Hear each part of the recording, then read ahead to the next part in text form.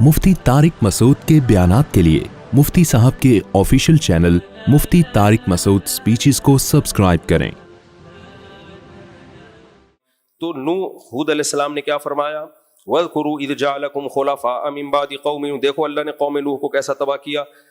कहा कि तुम इन बुतों के मुकाबले में किसको, अल्लाह के मुकाबले में इन बुतों को फेवर कर रहे हो, अल्लाह के मुकाबले में। तो कौम ने जवाब में क्या कहा, फ़अनजयनाहु वल्लज़ीना आमनू बिरहमतिन मिन्ना। अल्लाह कहते हैं हमने, ये तो मुख्तसर है ना, आगे डिटेल में आएगा ये वाक़यात इंशाअल्लाह। हमने हूद अलैहिस्सलाम को बचाया और जो हूद अलैहिस्सलाम के साथ ईमान लाए थे हमने उनको भी बचा लिया और हमने उनकी जड़ काट दी। सूरह अल-हाक़्क़ा में ये बहुत डिटेल में है। फिर जब ये कौम तबाह हुई है, जो ईमान लाए उनको बचा लिया अल्लाह ने। वइला समूदा अख़ाहुम सालिहा, अल्लाह कहते हैं फिर कौम समूद की तरफ सालेह अलैहिस्सलाम को भेजा। सालेह अलैहिस्सलाम ने भी यही बात की, या कौमी अबुदुल्लाह, अल्लाह की इबादत करो, अल्लाह के सिवा कोई माबूद नहीं है।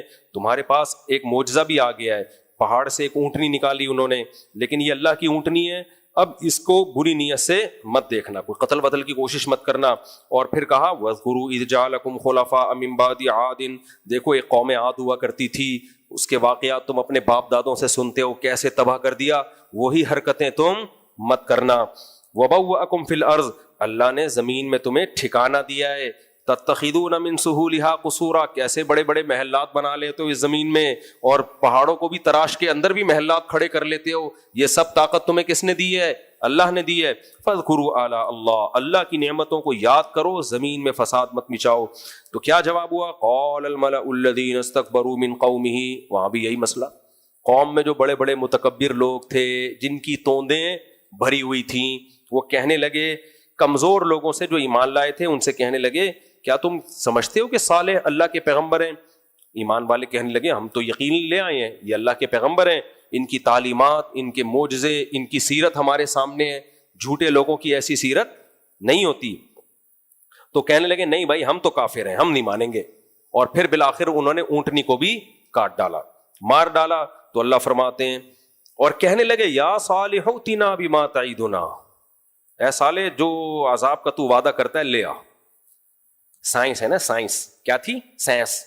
उनके भी साइंसदान कह रहे थे कि साइंसी लिहाज से कोई अजाब के चांस नजर नहीं आ रहे। इस्लामाबाद यूनिवर्सिटी के एक एथियस्ट प्रोफेसर हैं, वो इस तरह की बकवासात करते रहते हैं। कहते हैं गेंद का काम है नीचे आना, ग्रेविटी की वजह से नीचे आएगी, तो ऐसा नहीं हो सकता कि खुदा उसको ऊपर ले जाए। अल्लाह ने कानून बना दिया तो नीचे ही आएगी। तो हम कब कह रहे हैं कि ऊपर जाएगी? लेकिन जब अल्लाह ऊपर ले जाना चाहेगा तो किसी का बाप भी नहीं रोक सकता। समझ रहे हो? ये कुरान कह रहा है कि ये फिजिक्स के लॉ अल्लाह कह रहे हैं मैंने बनाए हैं, मैं जब चाहूं इन लॉज को तोड़ सकता हूं। तो इस खुशफहमी में ना रहना कि वो बना के कमजोर हो गया है कि अब इसके अलावा कुछ कर नहीं सकता वो। तो यहां भी अल्लाह ने, वो कहने लगे भाई अल्लाह का अजाब ले आओ। उन्होंने देखा कोई अजाब के कोई चांस नहीं है। उनके भी महकमा मौसमियात वाले होंगे ना, कुछ तो वो भी अंदाजे लगाते होंगे ना, बादल आ रहे हैं नहीं आ रहे, मौसम भी बारिश का है या नहीं है, वो भी उनके भी तो अंदाजे थे। ये तो महकमा मौसमियात का महकमा तो बहुत पुराना है। क़ालू इन्ना बिमा उरसिला बिही मुमिनून। तो क्या हुआ, फिर धमकी देने लगे कि आप ले आओ अल्लाह का अजाब। फ़अख़ज़तहुमुर रजफ़ा, एक ज़लज़ले ने उनको पकड़ा। फ़अस्बहू फ़ी दारिहिम जासिमीन, अपने घरों में ऊंधे पड़े हुए मिले, सारे बर्बाद कर दिया। फ़तवल्ला अन्हुम, तो सालेह अलैहिस्सलाम ने उनसे पीठ फेरी, बस्ती छोड़ के जाने लगे और कहने लगे कि या कौमी लक़द अबलग़ुतकुम रिसालत रब्बी, ऐ मेरी कौम मैंने अपने रब का पैगाम तुम्हें पहुंचा दिया था। व नसहतु लकुम, मैंने तुम्हारा भला चाहा था। भला, आज किसी का भला करो उसकी समझ में नहीं आता। जामे तो रशीद वाले बहुत भला कर रहे हैं, समझा रहे हैं इस ट्रैक पे आ जाओ, बच जाओगे, पाकिस्तान को भी इस्लामाइजेशन की तरफ ले जाओगे, मदरसों को भी बचा लोगे। लेकिन फिर लोग क्या कह रहे हैं, अबे भाई इन्होंने गजाली यूनिवर्सिटी फौज के कहने पे बनाई है, अबे भाई इन्होंने जो दुनियावी तालीम भी शुरू कर दी मदरसे में फौज के कहने पे, अबे ये फौज अगर इतनी अच्छी होती तो फिर तो मसला ही खत्म हो गया। कोई कॉमन सेंस की कुछ और इल्जाम लगा दो यार। सरकारी लोग इतना अच्छा इदारा चलाते हैं, कहते हैं सरकारी मौलवी हैं, दरबारी मौलवी हैं। वो सरकारी लोग, दरबारी लोग ان کی آؤٹ پٹ یہ ہوتا ہے, ان کا وہ کوئی اچھا ادارہ, کوئی سرکاری ادارہ آپ نے دیکھا اچھا چلتا وہاں؟ تو عجیب. کیا میں اس موضوع پر مزید بات کروں؟ آپ رائے کا اختلاف ضرور کرو, آپ بولو بھائی وہ جس ٹریک پہ کام کر رہے ہیں وہ ٹھیک نہیں ہے, تو آپ کسی اور ٹریک پہ کام کر لو. مقصد سب کا کیا ہے؟ اور وہ دوسرے مدارس کی نفی تھوڑی کر رہے ہیں, وہ یہ تھوڑی کہہ رہے ہیں یہ باقی مدرسے غلط ہیں, وہ کہہ رہے ہیں یہ بھی ضروری ہے, لیکن اس ٹائپ کا بھی مدرسہ ہونا ضروری ہے, وہ بھی ضروری ہے. کبھی آج تک ایک لفظ انہوں نے اس کے خلاف نہیں کہا. بس ہر وقت تو خیر خواہی پسند آتی نہیں ہے میرے بھائی.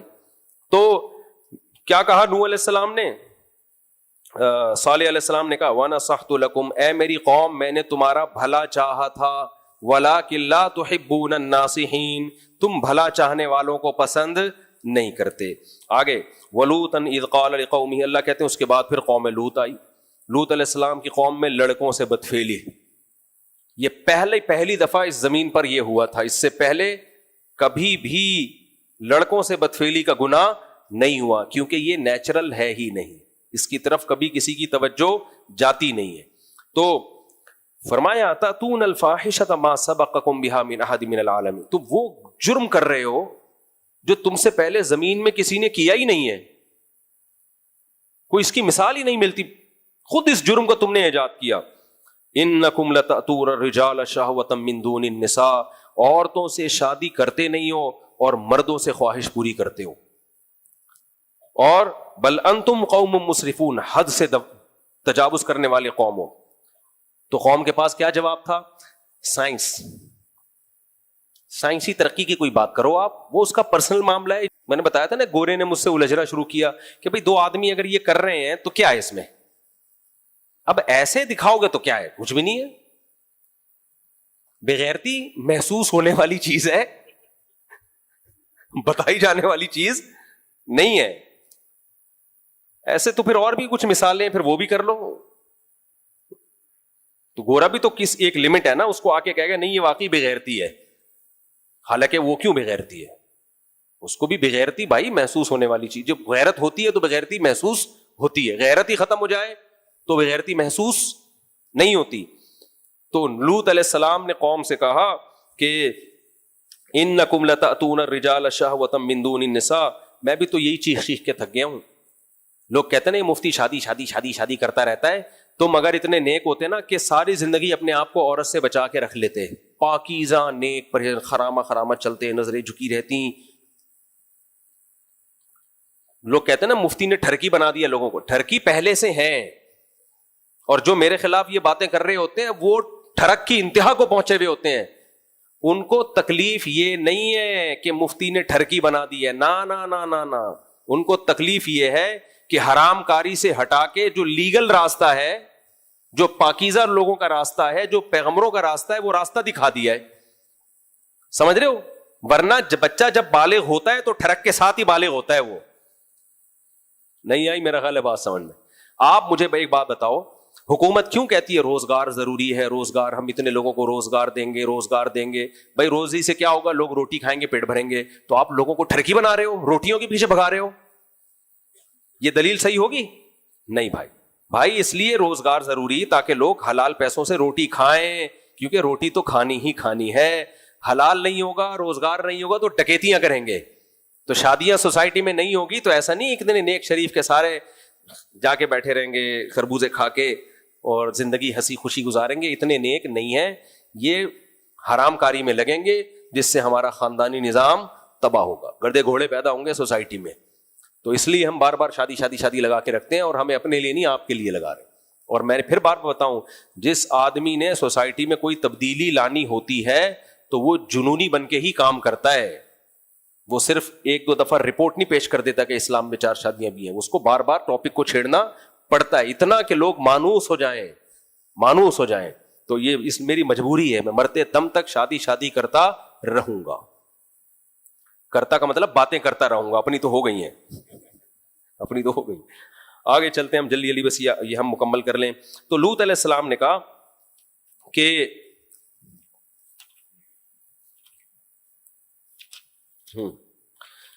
تم عورتوں کو چھوڑتے ہو, نکاح کرو بھائی جو اللہ نے تمہارے لیے پیدا کیا. تو وہ جواب میں قوم کے پاس کوئی دلیل نہیں. وما كان جواب قومه الا ان قالوا اخرجوهم من قريتكم، کہنے لگے کہ ان کو اپنی بستی سے نکال دو. دنیا میں یہ قرآن ہے کہ جو بھی اس بدفعلی ہومو سیکشولیٹی کے خلاف آواز اٹھاتا ہے اس کو نکال دیا جاتا ہے. آپ کینیڈا میں جائیں، یو کے میں جائیں، ایک تقریر کر دیں ہومو سیکشولیٹی کے خلاف، ہمیشہ کے لیے بین. سمجھ رہے ہو؟